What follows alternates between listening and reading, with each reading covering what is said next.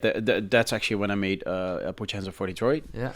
Which was officially a B-side. At least I wanted to be a B-side because I was like, it's not...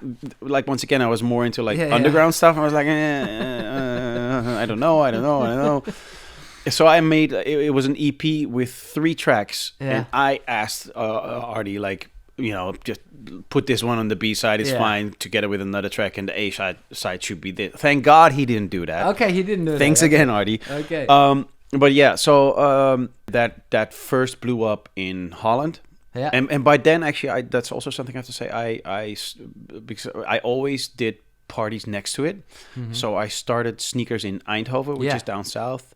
Then later Eric E., like back then my hero, joined in, and then we moved it to Amsterdam. So Sneakers was a big thing. It was a really big thing. Yeah. So I was kind of like on the label side, I was doing well on the music side, and at the same time on the party side. So it was like a sort of double up. So for Holland, I already had like a good schedule. Yeah. I already had like a busy schedule, and then from that I was also able to kind of like through our Sneakers crowd. That's where the Detroit record kind of like went big first. Then it leaked. This is like, which is great in hindsight again. So some other guys started playing it. And then actually, I think it was Dave Spoon from England.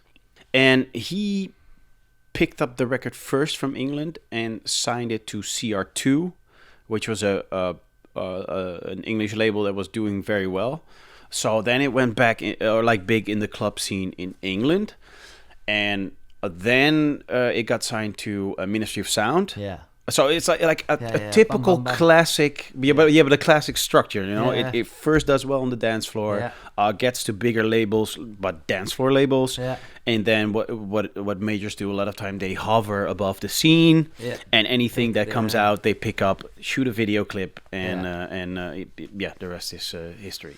Okay, but this is great because at first it was like you said, a B-side. But what, for example, what gave you inspiration for the sample or the lyrics? Well, actually, this is like from when I played a lot. I mean, like, because I was doing well the Sneakers thing, and I was sort of in Holland making a bit of a name for myself. So and this is like the whole. It's also something I think young DJs and producers don't understand. Like, back then, the record shop was a whole nother game by itself. Absolutely. Because I remember going into the record shop, just starting out, and I was like, but what about those records? No. Those records are for for real DJs. Yeah, exactly. I was like, but they're right there. But we reserve them for. It's like, okay.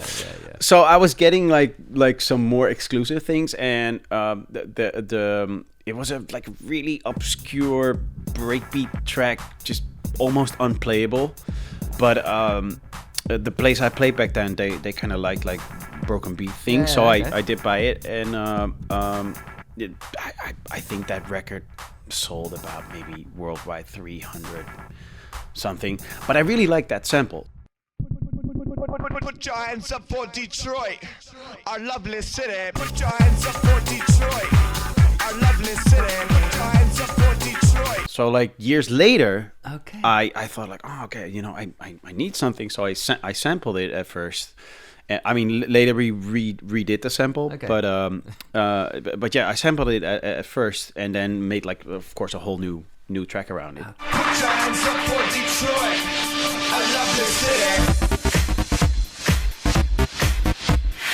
But I like, even when we redid it, I kind of kept it that way because for me it made sense, because like Chicago and Detroit, where the house started. So for me, it totally made sense. Check this out.